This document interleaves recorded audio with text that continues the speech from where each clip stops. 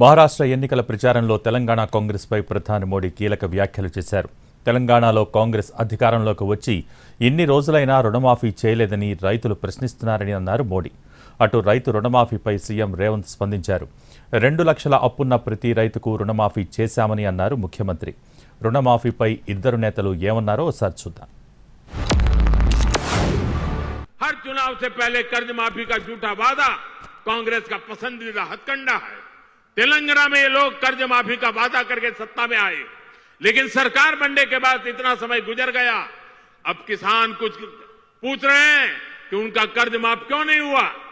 भाइयों और बहनों, हमें भूलना नहीं है, महाराष्ट्र में भी कांग्रेस और महाआघाड़ी सरकार ने सिंचाई से जुड़े कितने कामों को रोक कर रखा था।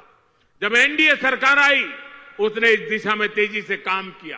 పేదోడు బాధ తెలియకుండానే నేను ఇంత దూరం వచ్చినా, కానీ ఆ బాధ ఉన్న పేదోళ్ళని ఎట్లా ఆదుకుందామో చెప్పండి అంటున్నా. బాధ తెలియకుండా మేము ఇక్కడికి రాలే. బాధ తెలిసి ఒక్కొక్క మెట్టు ఎక్కుకుంటా ఆ పేదలకు అండగా నిలబడుకుంటూ వచ్చినాము. పేదోళ్ళ కోసం కొట్లాడిన కమ్యూనిస్టులు వెంకటరెడ్డి గారు ఇక్కడ ఉన్నారు, కోదండరామ్ గారు ఇక్కడ ఉన్నారు, తెలంగాణ కోసం కొట్లాడినారు. వీళ్ళందరినీ కూర్చోబెట్టి మాట్లాడదాం రండి. ఏ ప్రణాళికతో ముందుకు పోదామో, బాగు చేద్దామో, మన నగరాన్ని బాగు చేసుకుందామో మీరు చెప్పండి.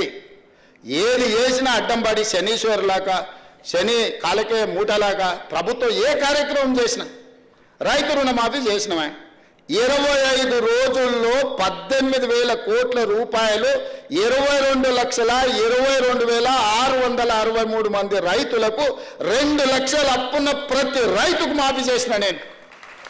దాన్ని సంపూర్ణంగా బట్టి విక్రమార్క గారు సహకరించిన అన్ని దిక్కులో ఉన్న రూపాయి బిగబట్టి 18,000 కోట్ల రూపాయలు వాళ్ళ ఖాతాలు వేసినాం. 2 లక్షల పైన ఉన్న వాళ్ళకి ఆ పైన మీరు కట్ట మిగతా ఇస్తామని చెప్పినాం. రైతు రుణమాఫీ జరగలేదని ఇలా దిక్కుమాల నోటి దీక్ష పెట్టినాం.